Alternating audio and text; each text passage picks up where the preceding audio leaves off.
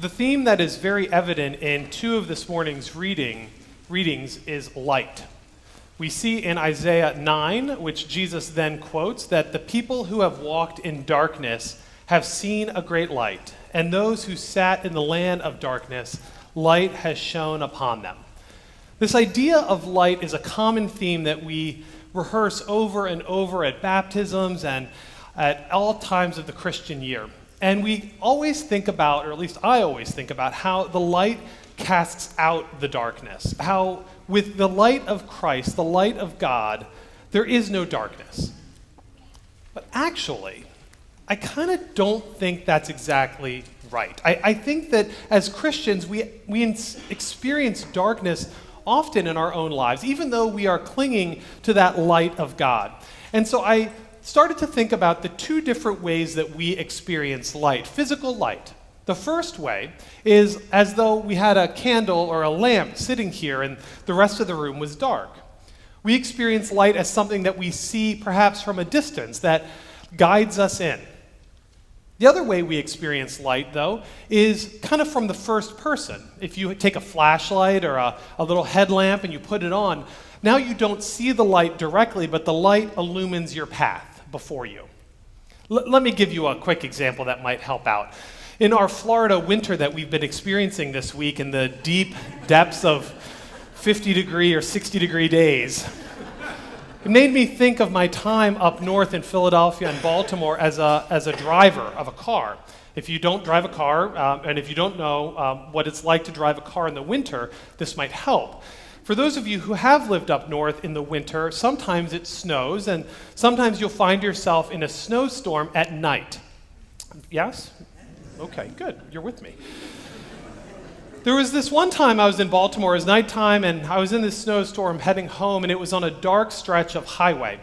And if you've driven in the snow at night before, you know that your headlights still work, but they actually end up blinding you a little bit because they illumine the snow right in front of you, and all you can see is this white snow and maybe the road kind of as it creeps towards you.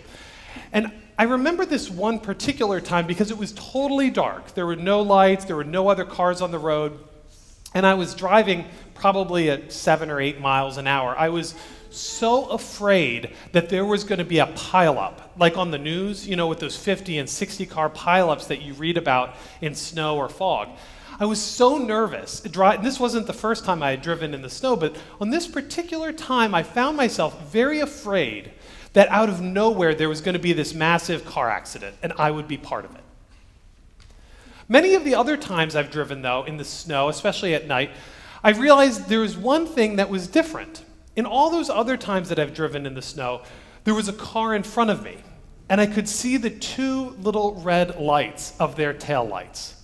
And I was able to keep pace with them with a safe distance so I could just see them in front of me in the snow. And while it was still just as dark, and my headlights did that same thing with the brilliance of the white snow all around me, I wasn't as afraid. I never worried about a car pileup because that car in front of me was kind of leading the way. Although statistically, I'm sure that car was just as likely to run into a 50 or 60 car pileup as I was on my own, and I would have been a goner just as well. But those two little lights made all the difference in terms of my fear of the dark. It wasn't that the dark was vanquished, it's that I wasn't as afraid of the dark. That's kind of how God works as the light of our life too. Sometimes God just illumines the path, but more often than not, it is Christ who goes with us to help us mitigate, not be afraid of the dark. And there's no time, I think, that this is more appropriate than when we are called. And in this way, you're going to get a 2-for-1 sermon today, because in the gospel, Jesus goes from talking about Isaiah 9 and the light and the dark to calling his first disciples. And what struck me about the call of the first disciples is one little word that happens twice. In both situations, Jesus calls the fishermen, and immediately they leave their nets and follow him. Immediately. And it got me thinking about the immediacy of reacting to a call. I tend not to react immediately. I tend to be much more deliberative. I'm a little too in my head about things. And I want to tell you, just as a 2-for-1, a time I got called. And it was actually fairly recently. I can tell you that when I was called here, when Father Cook called me and I came down to interview and I met him and a bunch of you, I felt that call. And actually in that situation, I did, well, fairly immediately. There was some back and forth that we had on the phone, but we got there eventually. But that's not actually the call I want to tell you about. The call I want to tell you about happened 2 years later, about 2 or 3 years later. Last night, it was during this time when we were experiencing my first hurricane. I don't remember which one it was. Last night, someone said, "Oh, that was Irma." Oh, okay. Glad you remember. And I had done all my preparations. Everything closes down, and we had closed school. It was September, I think, and so it was hot outside, and I did my water preparation, and I got my radio ready, and my flashlights, and my candles, and I filled the bathtubs with water. And then I had the brilliant idea of turning my thermostat all the way down to like 65 or 64 so that it would pre-chill the house, so that when I lost electricity, I would be cold for another 24 hours before the brutal Florida heat would come in. So I was all ready. I was ready to go, and the wind started to kick up. It had been a couple of days, and so we were all hunkered down in the house. And I think at this point, maybe the winds were like tropical speed. They weren't, newscaster speed, where they're blowing sideways and the newscaster's holding on for dear life. It wasn't that bad yet, and it was the morning. I'd woken up, and, everything was fine. The sun was out, but the wind was starting to blow. And I got this phone call, and it said, Jim Cook. And it's always scary. When your boss calls, it might just be whatever. When my boss calls, something has gone wrong. And I picked up the phone, I said, "Hello?" And you said, "Hi, where are you?" And I said, "I'm at my house, where are you?" And he said, "I'm at your gate, let me in." And there Jim and Karen came into the house. You haven't heard this, do you know where this is going? Oh, okay, good. My parents are here, and I normally throw them under the bus, so I'm giving you guys a break, and I'll throw my... So they come in the house, and they say, "Let's go to the beach." And I said, "What? I mean, I know you like the beach, but come on, it's a hurricane." No, let's go to the beach. It'll be just fine." Oh, okay, I said, and we go outside, and there's Karen's old Toyota Camry, which is the sedan, and I said, "Jim, where's your," he drives a Jeep, right? Jim drives a Jeep, if you didn't know that. And I said, "Jim, where's your car?" And he said, "Oh, that thing? That has a fabric roof. That's too dangerous." I was fine in the house. We drive out there, and the gas station is closed, and the bridge is closed, and we drive we have to go all the way up to Juneau, and we get out, and the wind is blowing, and the sand is blowing, and, 10 seconds later, I'm like, "Okay, I'm done, let's go." We were fine, and we went back home, and, these are all of the things that, that we do in our free time, I guess. Quite the life we live as priests. But here's the point. If Jim Cook would have said that to me at my interview, during a hurricane at my interview, "Hey, let's go to the beach No, we're not doing that.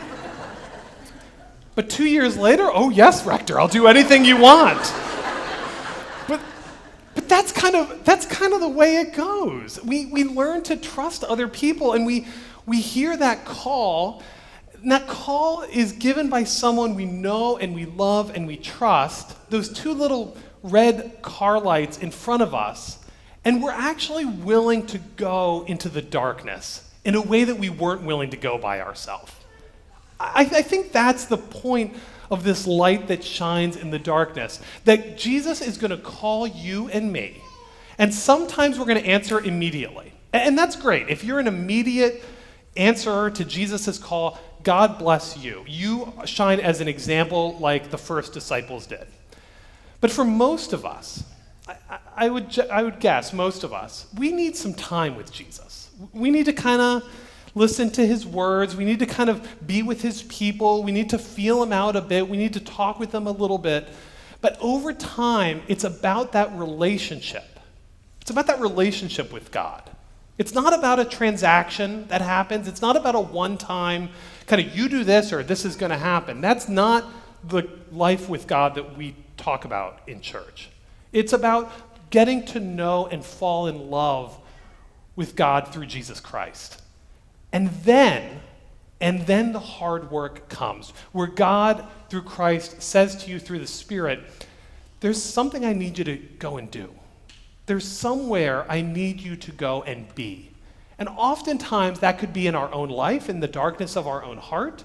Sometimes that's in the darkness of our own families and our own friendships.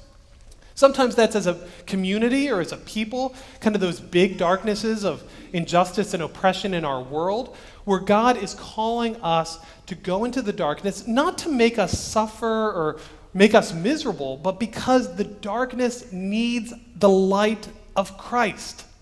And you and I are the ambassadors. We are the embodied body of Christ to go out and to do that work. But we don't go alone. We don't just go with our little headlamp on, our little car in the snowstorm with no one else in front of us. We have Christ who leads the way. And with Christ, there's nothing to be afraid of. Nothing. There's nothing to be afraid of with him because he promises that with him all shall be well. We can go to places we never thought we could have gone by ourselves with Jesus Christ. And so may you and I answer that call. May we see the two little red lights in front of us and boldly go without fear. Amen.